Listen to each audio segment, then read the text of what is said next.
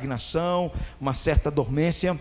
E eu venho falando sobre isso. No primeiro domingo falamos sobre a diferença entre o exterior e o interior. Não pode haver essa diferença de forma alguma. Vou pedir para dar um toque ali, Douglas, por favor. E no domingo passado eu comentei com a igreja sobre vivendo em santidade e amor. E hoje eu quero pensar com os irmãos sobre essa renovação do Evangelho, mais uma vida cheia do Espírito Santo. A minha oração é que você seja repleto do Espírito Santo, que você transborde da presença dele na sua vida. Eu queria começar te fazendo uma pergunta muito simples, e eu gostaria que você respondesse para você mesmo essa pergunta, e respondesse com sinceridade. Você de vez em quando usa mentira ou engano para se livrar de alguma situação? Você, em seus pensamentos, o que tem ocupado mais os seus pensamentos? O que tem passado nos seus pensamentos? O que é? Você fica com raiva, por exemplo, em alguns momentos, por qualquer coisa? Você se irrita por qualquer coisa? Você, por exemplo, tem usado os seus recursos financeiros para abençoar a vida de alguma pessoa? Você, por exemplo, sente prazer quando você ouve que alguém vive de forma indecente ou de forma imoral? Você sente prazer nisso? Quando você, por exemplo, até liga sua televisão e você sente prazer nessas coisas? Ou, por exemplo, você fica amargurado ou encolerizado e você grita com facilidade quando alguém te aborrece? Quando alguém assim tira a sua paciência? Você pode dizer, responda para você mesmo, que você é uma pessoa compassiva? Que você perdoa com facilidade as pessoas que lhe ferem? Ou você guarda mágoas no seu coração para um dia responder a essas pessoas? Responda para você mesmo. Você pode afirmar com certeza de que você continua amando as pessoas que lhe fizeram mal? Você ama as pessoas que continuam te fazendo mal?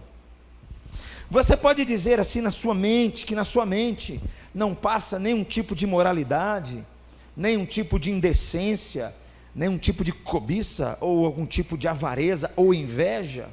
Você pode dizer isso? Você tem percebido que cada vez que passa, parece que o seu coração está endurecendo cada vez mais? Você tem ficado mais amargurado, mais embrutecido? Responda para você mesmo essas perguntas. Você, por exemplo, tem ficado muito ansioso ultimamente, muito preocupado com algumas coisas que têm tomado o seu coração? Com respeito à sua família, você pode dizer que seus pais não têm nenhum comentário a fazer sobre o seu comportamento, sobre as suas escolhas, sobre as suas atitudes? Será que seus pais não têm nada para falar do seu comportamento, das suas atitudes, das suas reações? Responda para você mesmo. Você em algum momento disse, por exemplo, que seus pais é um peso para você? Que seus pais muitas vezes não te entendem direito? Que eles têm atrapalhado você nos seus sonhos e projetos? Ou você ultimamente os tem aborrecido muito? E quanto aos netos, você de vez em quando, como pais, joga sobre as costas dos seus avós, dos seus pais, a responsabilidade que é sua com respeito aos seus filhos? Você pode dizer com verdade assim, né, que não tem traído a sua esposa, nem por pensamento, cobiçado outras, desejado outras? E você, esposa, muitas vezes prefere não confrontar o comportamento do seu marido, porque você tem medo dele? Responda para você essas questões. Por exemplo, com respeito ao seu trabalho, será que muitos dos seus colegas têm evitado você? Você tem feito coisas no seu trabalho, por exemplo, gastando tempo que pertence à empresa com o celular? Pertence à empresa, mas está gastando tempo com isso lá? Responda para você mesmo. Você pode afirmar, por exemplo, que você nunca fez as coisas só para aparecer para a sua chefia, buscando reconhecimento aos olhos da sua chefia, mas quando eles viram as costas, você não é bem aquilo? E você que é empregador ou chefe, Você pode dizer que muitas vezes não ameaçou o seu empregado, as pessoas que estão subordinadas a você, você usou o seu poder, você usou de uma arma muito poderosa, falou assim: eu vou mandar você embora. Se você realmente for sincero, querido, com Deus e consigo mesmo, você vai chegar à conclusão de que talvez não é tudo assim como você pensa que é. Quando a gente começa a fazer essas avaliações da nossa própria vida, das nossas escolhas, do nosso comportamento, das nossas vidas, a gente começa a perceber de forma muito clara que nós estamos um pouco distantes daquilo que Deus quer para nós, para a nossa vida, até mesmo como cristãos. Nós vamos pensar num texto aqui, daqui a pouco nós vamos ler, que o apóstolo Paulo escreveu na sua carta aos crentes de Éfeso, aos seus irmãos lá. E uma das grandes preocupações de Paulo com os seus irmãos era o comportamento deles, tanto em casa, quanto no trabalho, quanto no casamento, quanto na sociedade. E olha que a sociedade que ele vivia era tão imoral quanto a nossa, era tão pagã quanto a nossa, era tão desejosa de sexo, tão adúltera quanto a nossa geração, tão erotizada como é a nossa geração. O tempo de Paulo era do mesmo jeito, e Paulo, a oração de Paulo é para com seus irmãos, com respeito ao comportamento deles, no trabalho, na sociedade. Paulo, a preocupação de Paulo era se aqueles crentes demonstravam em si as marcas de Jesus na sua vida, porque para Paulo pensava de uma forma muito simples. Paulo pensava assim: um cristão que se diz cristão, se ele vive de forma estagnada, se ele vive de forma assim adormecida, no fundo ele está regredindo, no fundo ele precisa reavaliar o seu coração, porque a vida cristã é um crescente. A vida cristã é um crescente cada vez mais. Paulo vai dizer isso na própria carta aos Efésios, dizendo que Deus colocou alguns para que os crentes atinjam a maturidade, para que eles sejam perfeitos e perfeitamente habilitados para toda a boa obra. Para Paulo, queridos, não crescer no amor, para Paulo não crescer na paixão em Jesus, é retornar à velha vida. Para Paulo, qualquer cristão estagnado na sua vida espiritual, ele está regredindo. Ele não está dizendo assim: não, está tudo bem. Não está nada bem. Ele está se parecendo muito bem com as pessoas as quais ele vive naquela sociedade, é o que Paulo está dizendo. Para Paulo, meus irmãos, o cristão é aquele, e ele vai dizer isso aqui aos Efésios, que antes ele andava nas trevas, antes ele era refém das suas paixões, ele era refém da sua vontade, antes ele não queria viver para Deus, ele não se importava com Deus, ele não estava nem aí para essas questões espirituais. E Paulo chama aqui em Efésios de: vocês andavam nas trevas, mas agora não, vocês andam na luz, e por andar na luz vocês têm que andar em bondade, em justiça e em retidão. Ou seja, para Paulo, ser cristão é você viver um grande contraste. Um grande contraste. É isso que Paulo está dizendo. Entre andar na luz ou andar nas trevas. É um grande contraste que Paulo está dizendo. Ou seja, se as suas paixões, se os seus desejos, se as suas vontades, se o seu tempo é igualzinho ou maior do que as pessoas que não conhecem Jesus, as pessoas que não se renderam a Cristo, as pessoas que não se importam com Cristo, se a sua vida é parecida com a deles, reavalie. Talvez nem crente você é. Se as suas paixões é igualzinho às deles, reavalie. Se as suas ambições são iguais a deles, reavalie. É isso que Paulo está dizendo aos Efésios. Se as suas vontades, se o que passa no seu coração é igualzinho às pessoas em volta a qual você vive, reavalie. Se os seus pensamentos, queridos, não é nada diferente daqueles que cercam você, você precisa ser renovado. Você precisa que Deus mova em você, mexa o seu coração e reaqueça você. Se você não precisar nascer de novo, que às vezes nem crente você é. Se você não vive uma vida de contraste com aquilo que você era antes, com seus colegas, com pessoas dentro de casa, com pessoas no seu trabalho, com os parentes, numa sociedade corrompida como a nossa e adúltera como essa, só tem de duas uma: ou você precisa nascer de novo, ou você estagnou. Você está vivendo igualzinho a ele, você pode dizer que é um cristão, mas você estagnou na sua fé, na sua vida cristã. Por quê, queridos? Porque Paulo está dizendo, as marcas de Jesus precisam ser exibidas em nós, através do nosso comportamento e da nossa vida. É por isso que Paulo fala sobre maturidade cristã, é por isso que Paulo fala sobre crescimento espiritual, é por isso que Paulo fala em Efésios sobre santidade de vida, é por isso que Paulo fala assim que nós precisamos andar em amor, é por isso que Paulo fala que a palavra de Deus tem que estar em nós todos os dias. Se essas coisas não forem assim para nós, nós precisamos que Deus nos renove, que Deus mova a nossa vida. O chamado de Paulo em sua carta aos Efésios, queridos, é um chamado para que os cristãos sempre, a cada dia, amadureçam em Cristo, resplandeçam em Cristo, por meio das suas obras, por meio do seu comportamento. E eu creio, meus irmãos, que Paulo aqui está reproduzindo aquilo que Jesus disse perante os seus discípulos.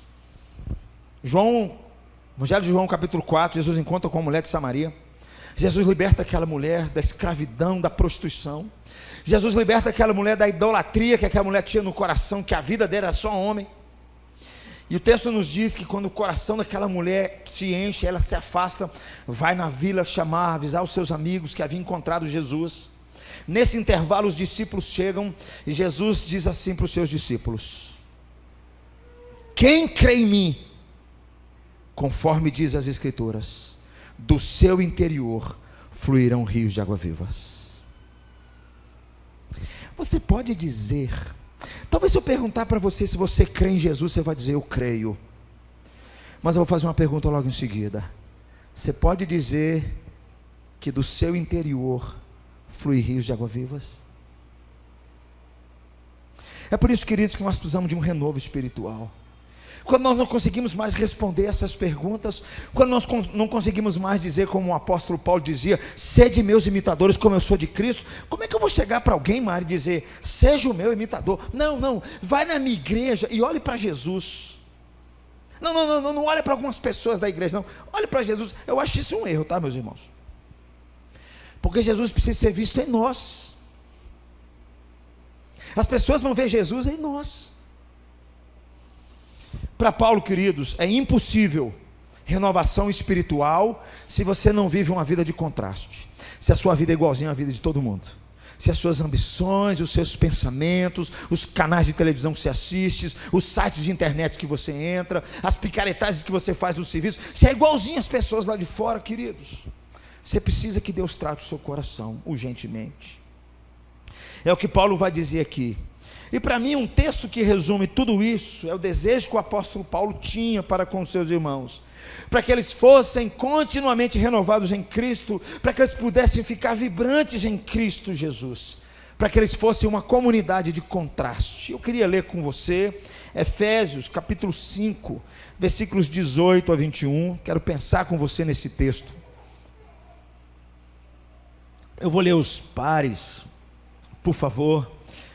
A igreja leia os ímpares. Renovação pelo Evangelho, uma vida cheia do Espírito Santo. E não vos embriagueis com vinho, no qual há dissolução, mas enchei-vos do Espírito.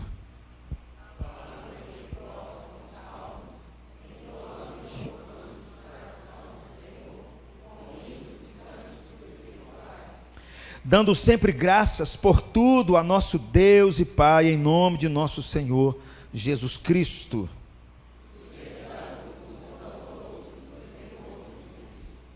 O apóstolo Paulo vai dizer aqui para nós o que é um cristão vivendo em contraste com o mundo, em contraste com aqueles que andam na luz e aqueles que andam nas trevas, porque o cristianismo é muito simples, ou você anda na luz, ou você é da luz, ou você não é da luz, é assim.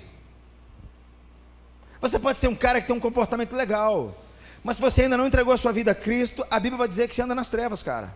Você tem que entender isso. Mas Renato, eu não faço mal para ninguém, nunca prejudiquei ninguém na minha vida, sou até uma boa pessoa, visito asilo, visito hospital. Beleza, cara, tudo bem. Mas se você não entregou a sua vida a Cristo, você ainda vive nas trevas. Seu coração não é de Jesus ainda não, cara. Paulo vai dizer isso aqui, um contraste entre a velha vida e a nova vida em Cristo. E Paulo vai chamar a nossa atenção sobre esse negócio de estagnação, esse negócio de dormência espiritual, esse negócio de nós permanecermos do mesmo jeito, de nós sermos cristãos medianos. Paulo vai chamar a nossa atenção aqui. A ordem de ser cheio aqui, Paulo está contrastando diretamente com a ordem da gente não se embriagar. É isso que ele está dizendo aqui no versículo 18. E não vos embriagueis com vinho, mas enchei-vos do Espírito Santo. Ele cria esse contraste aqui. Paulo escreve que a embriaguez, queridos, ele envolve uma perda de controle. É isso que ele está querendo dizer. E é por isso que ela deve ser evitada. Mas o fruto do Espírito, Paulo vai dizer em Gálatas, que é domínio próprio. Pessoas embriagadas, elas estão fora de controle. Elas perderam a capacidade de raciocinar as suas ações como um todo. É o que Paulo está chamando a atenção aqui. Não, mas aqueles agora que Paulo vai dizer que cheios do Espírito é outra coisa. Tanto na embriaguez, querido, quanto no enchimento do Espírito Santo, existem duas grandes forças que estão influenciando a pessoa internamente.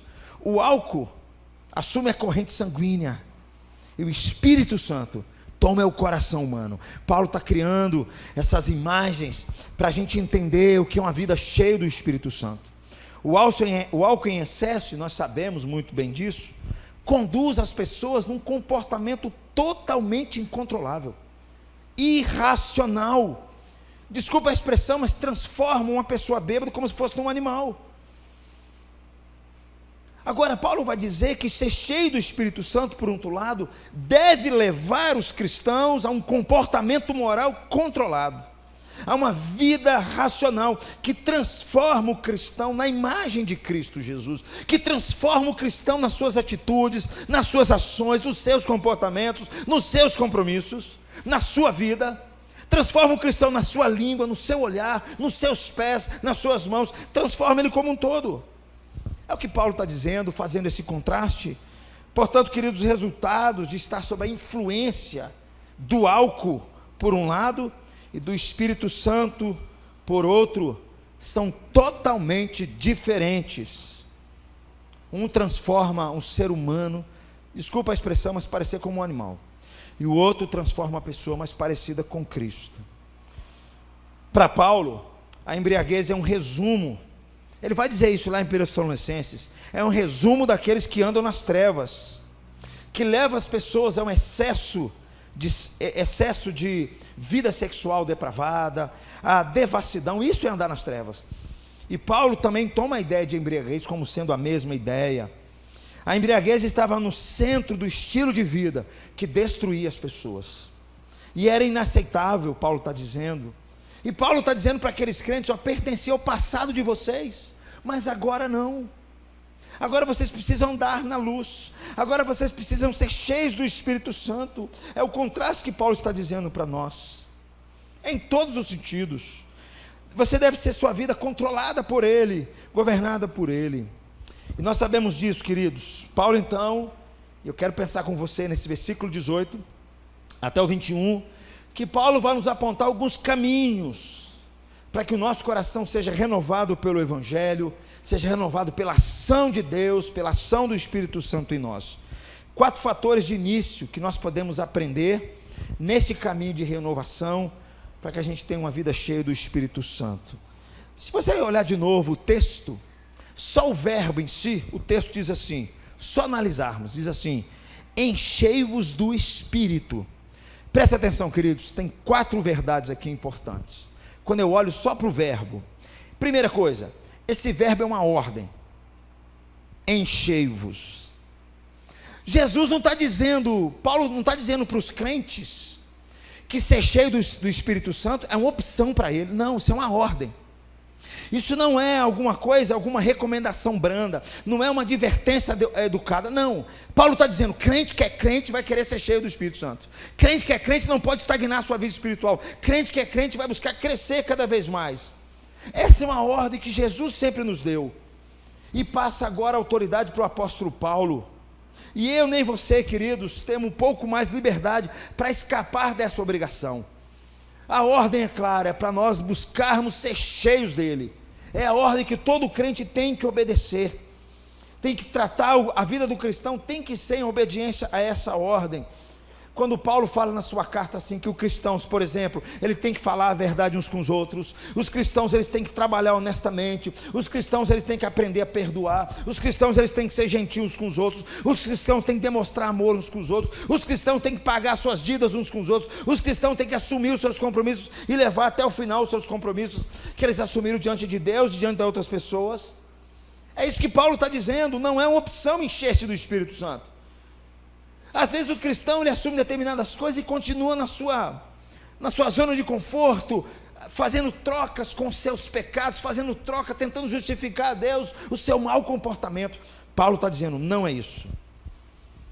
Primeira coisa que Paulo vai dizer, isso é uma ordem, precisamos obedecer a sua voz. Segunda coisa que ele vai dizer aqui para nós, se você perceber, o verbo está no plural, diz assim, enchei-vos do Espírito. O verbo embriagar também está no plural, não vos embriagueis com vinho. Essas duas ordens, meus irmãos, é tanto uma proibição como uma ordem. E o que me chama a atenção, porque é no plural, que é para toda a comunidade, para todos os crentes, é uma aplicação universal para todos os crentes, nem se embriagar, mas ser cheio do Espírito Santo. O que Paulo está querendo dizer? Está querendo dizer que na igreja não existem pessoas mais privilegiadas do que outras para ser cheias do Espírito Santo.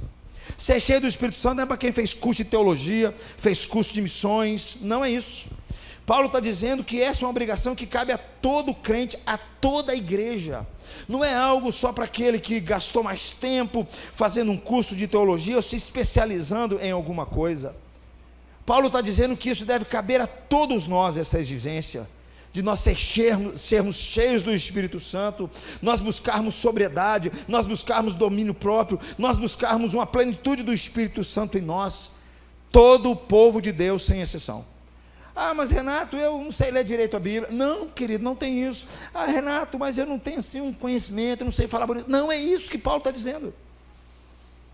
Eu sei que você conhece muitas pessoas que muitas vezes elas são analfabetas, mas você olha para a vida delas, você se encanta com a vida delas, você se encanta com a maneira como era, por exemplo, era lida com a sua vida com Deus, com a sua vida de oração, com o seu testemunho, pessoas simples diariamente. Então Paulo está dizendo que essa ordem é para todos.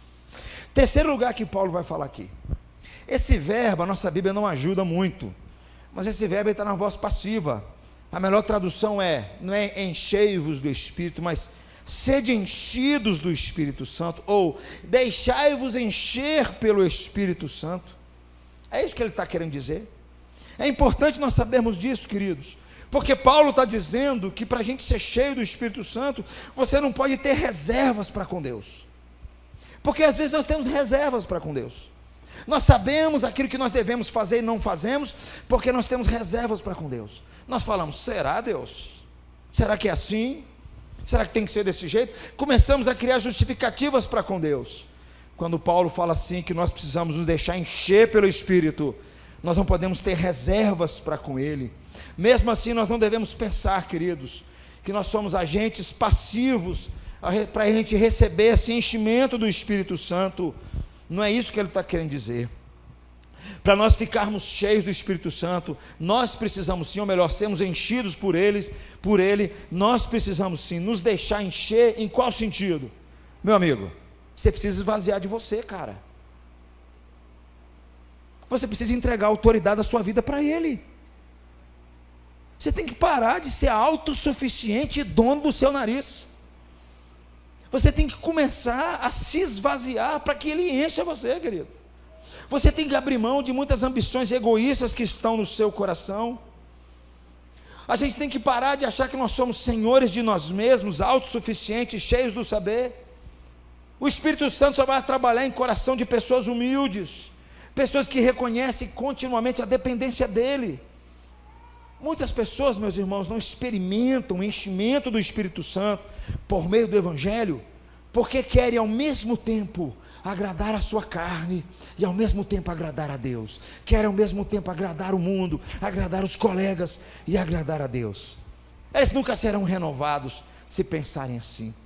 Paulo está dizendo, querido, para você experimentar uma renovação, você tem que se permitir, Você tem que se esvaziar de você para que Deus o complete. E no último ponto, queridos, esse verbo, ele está num tempo presente. Isso significa que a ação é contínua. Ou seja, para que nós sejamos enchidos do Espírito Santo, não basta uma vez, Anne. Não basta uma experiência legal que você teve lá no monte. Não basta uma experiência legal que você teve lá longe. Não basta um arrepio que você teve. Não basta. Não basta alguns insights que você sentiu alguma coisa. O que Paulo está dizendo, continuamente, enchei-vos do Espírito continuamente. Não é uma experiência dramática, não é isso que Paulo está dizendo. É uma apropriação que nós temos que ter continuamente. Devemos sempre, sempre mais, em todo o tempo, permitir que o Evangelho da graça, que o amor de Deus nos tome. É uma busca constante, queridos. Nós não podemos relaxar o que Paulo está dizendo. O que Paulo está dizendo é que o Evangelho tem que assumir o nosso coração e nós desejarmos isso todos os dias. Que a obra que Jesus fez com seu profundo amor, queridos, demonstrado por nós naquela cruz, tem que ser a razão dos nossos afazeres, das nossas tomadas de decisão. Estar cheio do Espírito, queridos, é nós vivermos cheios do Evangelho da graça. Sem o Evangelho nós vamos usar as pessoas de modo egoísta. Sem o Evangelho nós vamos deixar sermos usados pelas pessoas. Sem o Evangelho nós não vamos conseguir amar as pessoas de verdade. Sem o Evangelho nós não vamos conseguir obedecer a Deus por causa de Deus. Sem o Evangelho nós não vamos conseguir amar a Deus por causa de Deus. Sem o Evangelho você vai barganhar com Deus. Quando nós vivemos o Evangelho, queridos, de modo abnegado, nós nos sacrificamos e nos comprometemos, não para a gente convencer as outras pessoas ou convencer a Deus, mas para nós amarmos a Deus. Mas presta atenção, queridos, isso não é só num culto à noite, isso não é só num momento de oração que você fez ontem. Paulo está dizendo, queridos, isso é um diário na vida do cristão. É aí que muita gente erra. São nesses pontos que muita gente tropeça. É por isso que muita gente que começou bem na caminhada cristã, começa a cair, vai se afastando, porque acha que foi uma experiência que ele teve, um momento que ele teve, e ele começa a abrir mão de um monte de coisa que ele precisava fazer antes. Paulo está dizendo que isso é contínuo, queridos. Se você quiser experimentar mais de Deus na sua vida, mais da ação de Jesus na sua vida, para que aquelas listas, daquelas perguntas que eu fiz, elas não estejam mais presentes na sua vida, querido, isso tem que ser contínuo. Quando nós entendemos que o que é ser cheio do Espírito Santo, nós obedecemos a essa ordem, e nós nos deixamos ser movidos por Deus, de forma contínua, 4 coisas vão aparecer em nós, que vão evidenciar que a gente está ficando cheio do Espírito Santo. 4 coisas vão se tornar claras em nós. Paulo vai dizer nesse texto, que vai dizer para mim e para você: fulano está crescendo, fulano está amadurecendo, fulano ele está numa outra vida com Deus. Paulo vai dizer que tem 4 resultados a partir daqueles que estão cheios do Espírito Santo, que são evidenciados na sua vida. Por incrível que pareça, a lista que Paulo vai trazer tem a ver com relacionamento. Os grandes problemas que enfrentamos têm a ver com relacionamentos. É o que Paulo vai dizer aqui para nós. Essa experiência de Deus mover-nos e nos levar a uma ação de buscá-lo mais e desejá-lo mais. Paulo vai falar aqui 4 coisas. Primeira coisa que ele vai falar: cristãos que buscam a comunhão. O texto diz aí: não vos embriagueis com vinho, mas enchei-vos do Espírito Santo, falando entre vós com salmos. Comunhão. É bastante interessante o fato de que a primeira evidência de ser cheio do Espírito Santo é nós falarmos uns com os outros. Você pode reparar, quando o casal está enfrentando um problema, qual a primeira coisa que eles fazem? Param de conversar um com o outro. Quando eles vão conversar, não é conversa, é agressão. Não tem diálogo, ninguém consegue ouvir um ao outro. É só pancada para um lado e para o outro. É evidência de que a coisa não está boa, de que o relacionamento não está legal, que o casamento não anda bem, de que está enfrentando problemas. Com Deus é a mesma coisa, na vida da igreja é a mesma coisa. Quando paramos de viver a comunhão, quando paramos de falar uns com os outros, quando nós achamos que estarmos juntos em culto, estarmos juntos como irmãos, nos vermos como irmãos, cuidarmos uns dos outros como irmãos, já não é de tão grande importância assim, querido. Você precisa ser renovado, querido, porque a evidência daqueles que de fato estão cheios do Espírito Santo, a primeira delas, Paulo vai dizer, é comunhão. É impossível alguém crescer espiritualmente sozinho. Não é esse o projeto de Deus. Eu preciso dos meus irmãos, eu preciso da oração deles, eu preciso da administração deles, eu preciso da exortação deles, eu preciso do ensino deles, eu preciso do exemplo deles, eu preciso aprender com eles, eu preciso mostrar meus dons para eles, eu preciso viver isso continuamente. E o que Paulo está dizendo aqui é justamente isso, que a primeira marca daqueles que estão demonstrando que estão cheios do Espírito Santo é gente que ama a comunhão, é gente que tem profunda e íntima comunhão e busca isso, não só com Deus, mas uns com os outros. Queridos, não tem como você dizer que você está bem com Deus, está pleno de Deus, se você está longe da igreja. Tem muita gente que vira para mim e fala assim: não, eu estou bem demais porque eu estou vivendo sozinho. Mentira, isso é uma mentira. Isso é uma pura mentira, porque a Bíblia, quando chama uma pessoa, quando o Evangelho, quando Jesus, o Evangelho é pregado, alguém se converte, a primeira coisa que Deus faz é colocar ele no corpo. Você agora faz parte de um corpo, querido. Você não é um ser isolado, você faz parte do corpo, você está ligado aos seus irmãos por meio desse corpo. O cabeça é Cristo, e vocês são ligados uns com os outros. Paulo vai dizer aqui para nós, queridos, que quando nós temos dificuldade, não conseguimos falar uns com os outros, nós estamos com problema. Quando nós evitamos isso, nós estamos com problema. Como o texto nos diz, falando entre vós com salmos. Primeiro sinal aqui de enchimento do Espírito é a comunhão, mas ainda é uma comunhão espiritual, porque nós falamos uns com os outros, não com tagarelice mundana, nós não jogamos conversa fora aqui nesse sentido, mas Paulo vai dizer que nós falamos uns com os outros, com salmos, hinos e cânticos espirituais.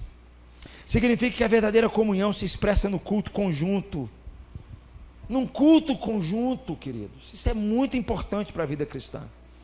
Eu já citei aqui uma vez, John Stott, faleceu, deve ter sido acho que uns 3, 4 anos, dos maiores teólogos da nossa geração. Perguntaram para ele: John Stott, você estava bem velhinho. Perguntaram: John Stott, qual que é o segredo da vida cristã? Ele falou assim: filho, o segredo da vida cristã é muito simples, eu não deixo de cultuar com os meus irmãos, eu não deixo de fazer a minha vida devocional comigo mesmo, mas eu não abro mão do meu culto com os meus irmãos, da vida de comunhão com eles. Portanto, Paulo está dizendo isso aqui para nós, queridos, que a comunhão é muito importante. Hoje nós vivemos um individualismo tão cerrado que está dentro da igreja, que as pessoas, é até estranho isso. Como é que alguém que é crente fala assim: eu não preciso da igreja, eu não preciso dos meus irmãos? Isso é uma incoerência muito grande. Paulo vai dizer aqui que nós precisamos falar uns com os outros, e a ideia de falar com salmos é a ideia do culto, nós nos incentivarmos mutuamente, nós nos estimularmos mutuamente, nós nos encorajarmos mutuamente. É tão bom, meus irmãos, quando nós nos encontramos e perguntamos: como é que você está? Como é que está a sua vida? Ah, eu estou enfrentando um problema tal e tal. Rapaz, eu estou me comprometendo a orar por você. O que a gente pode fazer para você na semana? Estou fazendo assim, assim, assado. Meus irmãos, é isso. Ou quando nós estamos em culto, louvando a Deus com uma só voz, quando nós podemos juntos adorar a Deus juntos.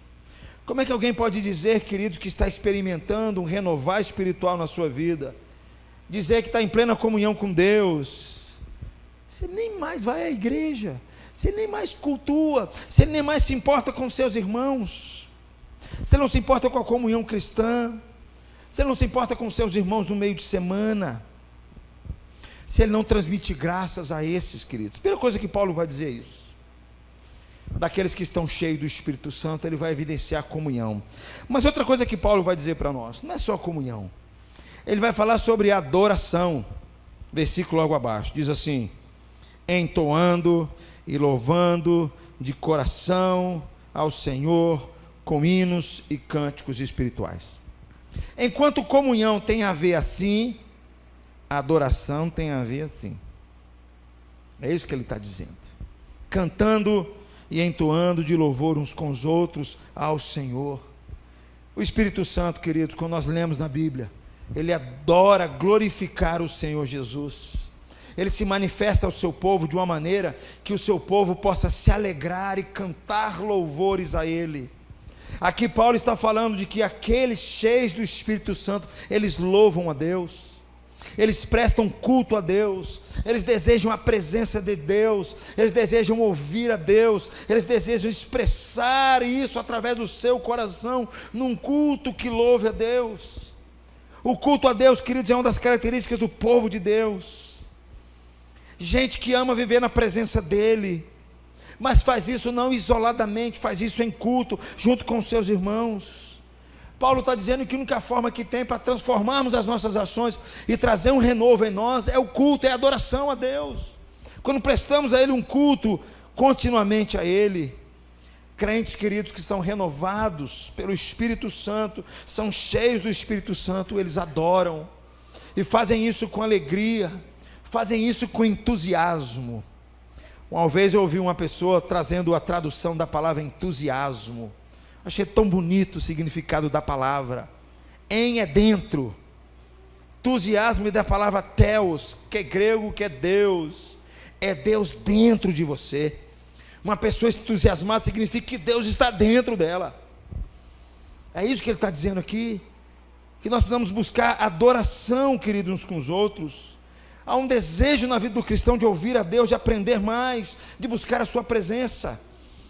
Pessoas que já não mais têm interesse no culto, queridos, ou vivem inventando desculpas e mais desculpas, estão precisando ser renovadas, estão precisando ser transformadas continuamente. Às vezes eu encontro as pessoas e pergunto assim: fulano, as pessoas me veem, né, infelizmente, achando que eu estou com um uniforme de guarda, me vê, vai me cobrar, não é verdade? A vida do pastor é cobrar. Não, tá bom. Já olha para mim assim, rapaz, como é que você está? Depois que eu não te vejo na igreja. Na verdade, normalmente fala assim, as pessoas falam assim, vejo na igreja, né? Eu faço essas perguntas para as pessoas, não é porque assim, é bom ver a igreja cheia, isso não há problema com isso, mas eu sei da importância do culto, eu sei que muitas vezes a resposta que você está pedindo em oração, Deus vai falar no culto. Os problemas que você está enfrentando diariamente, Deus vai falar no culto. Deus vai falar através da boca de um irmãozinho seu. Deus vai te estimular, vai direcionar a sua vida. Muitas vezes é assim. E nós precisamos, queridos, disso. Jesus era um homem que adorava, a igreja adorava, eles perseveravam na doutrina dos apóstolos, eles comungavam juntos. É a marca da igreja. E Paulo está dizendo que crentes cheios do Espírito Santo, uma evidência deles, que eles têm prazer em buscar a Deus. Terceira coisa que Paulo vai dizer: gratidão. Crente cheio do Espírito Santo, a gente sabe agradecer. Diz aí, dando sempre graças por tudo a nosso Deus e Pai, em nome de nosso Senhor Jesus Cristo. Comunhão, adoração, gratidão. Tem a ver com Deus novamente. Devemos sempre dar graças por tudo. Muitos cristãos dão graças às vezes por algumas coisas, mas crentes cheios do Espírito Santo agradecem sempre por todas as coisas. A vida é uma vida de gratidão. Não existe hora nem circunstâncias pelas quais ele não deixa de agradecer.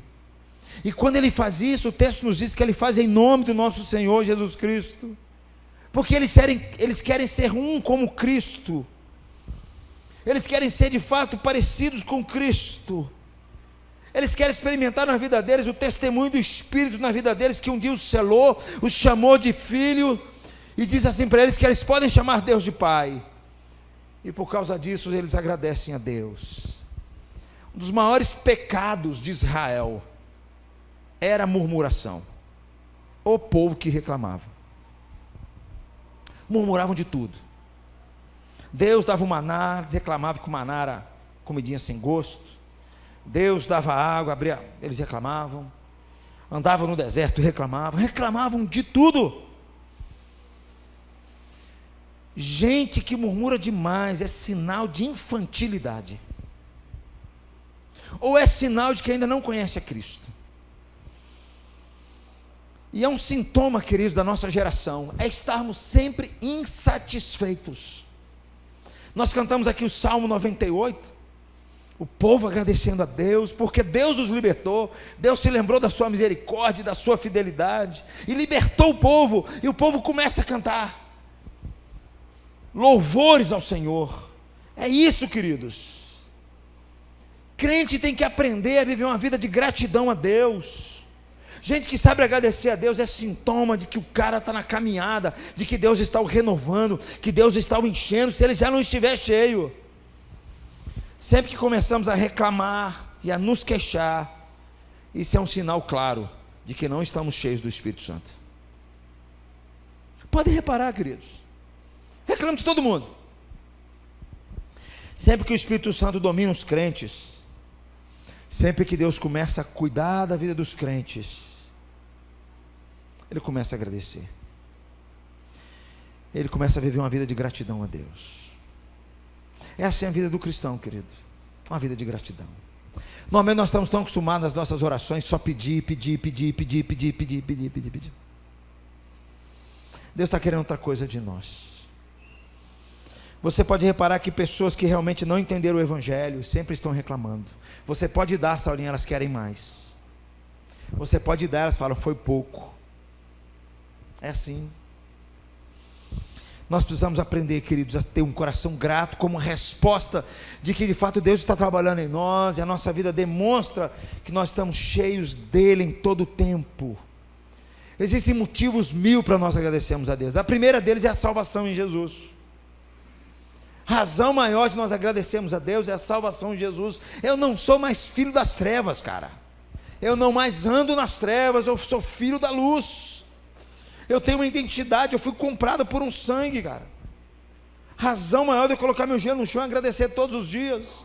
Eu não sou refém das minhas paixões, eu não sou refém dos meus pecados, eu não sou escravo disso mais não, queridos. Razão maior de eu agradecer a Deus. Deus, queridos, olhou para o povo de Israel, e muitos deles só viviam reclamando. Se a sua gratidão se resume somente a bênçãos materiais, é porque você ainda não entendeu o Evangelho. Tem pessoas que só agradecem a Deus quando tem dinheiro na conta. E eu tenho aprendido, queridos, pode botar 100 mil reais na sua conta, você vai falar para Deus que é pouco, você merece mais. É assim. Deus precisa trabalhar em nós, queridos. Gratidão, queridos. Quarta e última coisa que Paulo fala aqui para nós: submissão. Sujeitando-vos uns aos outros no temor de Cristo. Gratidão tem a ver com Deus, submissão tem a ver uns com os outros. A submissão, queridos, é a obrigação, e Paulo vai dizer isso logo nos versículos abaixo, quando ele fala assim: esposas, em tudo sejam submissas aos vossos maridos. Filhos, obedecei a vossos pais. Servos, obedecei a vossos senhores. Paulo vai dizer que a relação em casa, no casamento, trabalho e família, Paulo vai jogar tudo dizendo: se você for cheio do Espírito Santo, você dá conta dessas coisas. Você consegue amar a sua esposa, os filhos conseguem obedecer aos seus pais, os pais conseguem tratar os filhos não de forma bruta. Você é um bom empregador e um bom empregado. Você serve para Deus onde você está. É o que Paulo vai dizer para nós. E Paulo vai tratar tudo como eixo central, o enchimento do Espírito Santo. E ele vai dizer para nós que isso tem a ver com submissão também. É uma obrigação que ele coloca na vida dos crentes. Aprendemos a servir uns aos outros. Paulo vai dizer que a submissão humilde, queridos, é uma parte tão importante do comportamento cristão, que o verbo submeter aparece mais de 32 vezes só no Novo Testamento. A marca registrada do crente não é alguém cheio de si mesmo, não é alguém que vive se autoafirmando, dizendo: não preciso de você, eu não preciso da igreja, eu não preciso de nada disso, mas é a autossubmissão, é a marca dos crentes. Gente cheia do Espírito Santo é gente que se submete, é gente que serve, é gente que entendeu isso. É gente que vive de forma humilde diante de Deus e diante uns dos outros. Paulo está dizendo que nós precisamos aprender a submeter uns aos outros. É isso que ele está trazendo para nós, como evidência de crentes cheios do Espírito Santo. Eis um profundo resultado, queridos, de que nós estamos cheios do Espírito Santo. Uma vida humilde, uma vida em submissão. Nós aprendemos a ouvir o nosso irmão, aprendemos a ouvir o que Deus tem para falar para nós. Jesus falou isso para os seus discípulos: o maior entre vocês é aquele que serve, não é aquele que é servido. Para concluir, queridos, renovação para uma vida cheia do Espírito Santo. Paulo falou de maneira muito simples, mas muito profunda, a nossa relação uns com os outros e a nossa relação com Deus. Gratidão e adoração tem a ver com Deus. Submissão e serviço e comunhão tem a ver uns com os outros, como Paulo nos disse no começo. O Espírito Santo, ele nos coloca, antes de tudo, num relacionamento correto com Deus e uns com os outros. Essa é a ação do Espírito Santo. Ele quer um relacionamento correto uns com os outros. O crente cheio do Espírito Santo, ele não tem dificuldades práticas, por exemplo, de ouvir Deus falando com ele, de ouvir Deus conduzindo a sua vida, de perceber que se eu estou com um problema nos meus relacionamentos, Deus precisa tratar o meu coração urgentemente, que eu preciso aprender a me sujeitar ao meu irmão. Paulo está nos mostrando, queridos, que os resultados de pessoas cheias do Espírito Santo são duas áreas muito simples: culto a Deus, comunhão, gratidão e submissão. Olha, queridos, que cada coisa maravilhosa, que mostra como é que realmente os crentes estão sendo renovados e transformados por Deus. O Espírito Santo nos coloca nos relacionamentos corretos uns com os outros. Sabe para quê, queridos? Para que você viva uma comunidade de contraste, para que você viva na luz e não viva nas trevas, para que você seja alguém a qual Deus se encanta com você, a qual você vive para agradar a Ele antes e acima de todas as coisas. É isso que o apóstolo Paulo quer nos ensinar, queridos, com a renovação pelo Espírito Santo. Eu creio, queridos, que nós precisamos disso urgentemente. Como eu disse no começo, às vezes quando fazemos um pente fino na nossa vida, nós percebemos: Deus, tem áreas que eu preciso trabalhar, tem áreas que eu preciso trabalhar na minha vida. O desejo do crente, queridos, a vontade do crente é cada vez mais se parecer com o seu mestre, é parecer com aquele que morreu por ele. É isso que Paulo está dizendo por ser cheio do Espírito Santo. E a minha oração, queridos, é que você busque isso. A minha oração é que você busque isso por meio do Evangelho. A minha oração é que você reflita isso na sua casa, no seu trabalho, na sua igreja, na sua sociedade, no lugar onde você vai, no seu casamento e onde for, para que de fato Deus possa trabalhar em você, e você experimentar que tempos novos, tempos de alegria na presença dEle. Eu queria que nós orássemos, meus irmãos, nesse momento. Chama aqui a equipe de louvor, por favor, me ajude. Eu queria que você orasse por você, meu amigo. Queria que você orasse por você.